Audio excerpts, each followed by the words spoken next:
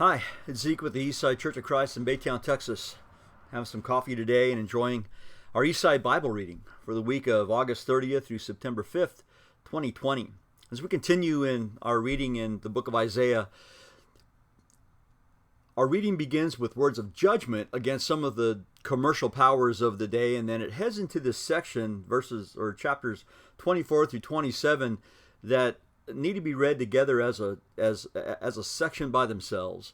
They begin with worldwide judgment in chapter 24, and then it's followed by praise for God's favor in chapter 25, which is then followed by an expression of trust in God's protection, which finally culminates in a vision of a fruitful, restored people of God in chapter 27. It's a beautiful sequence. Chapter 28 begins another series of judgments that are judgment messages that are full of woes for various nations and peoples. The prophet predicts woes on the proud in Ephraim, the northern kingdom. But he also gives a firm warning to Judah, the southern kingdom. And then he follows that with a strongly worded admonition for Jerusalem, the city. God warns the people for their ignorance, their lack of trust, their alliance with Egypt, because apparently they trusted more in Egypt than they trusted in him. And he promises a teacher in chapter 30 and verse 20, and a king in chapter 32 and verse 1. Of course, those passages are highly messianic, so think about that as you read through them. Chapter 33 pronounces another woe, this time probably on Assyria, who's going to get hers in an appropriate way eventually, but not until after Assyria performs her work of judgment on God's people.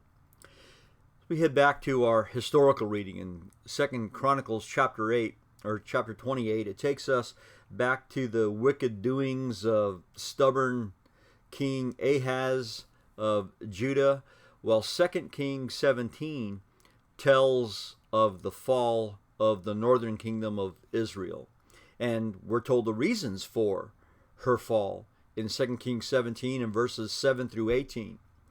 For a while, Assyria, the nation that came in and conquered the northern kingdom, allowed the northern kingdom's King Hoshea to be a kind of puppet king for a while. That is, until he tried to get help from Egypt, and of course Assyria wasn't having any of that. Assyria's king came in and captured him, imprisoned him, captured Samaria, and just took it over until that was it. That was the end of the northern kingdom. The time is about 722, 721 BC. In our New Testament reading in the book of 1 Corinthians, Paul continues working through the problem of division, which he blames on their spiritual immaturity. Now, all division isn't because of spiritual immaturity, but he certainly blames their problems for it. He moves into a defense of his apostleship and the authority that he wields as an apostle of Christ. Then he deals with the thorny problem of sexual immorality in chapter 5. And it's interesting for me, at least, to note that he only spends one verse, one statement at the very beginning of 1 Corinthians 5 talking about what the sin is, and then he spends the rest of what we know as chapter 5 dealing with their failure to address it.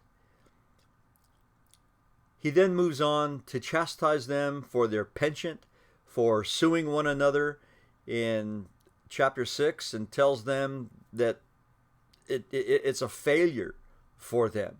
And it certainly is in a number of ways, but one of the ways he mentions is that it's a failure before the world. People see that if we can't solve, or if the church can't solve its own problems, then there's trouble.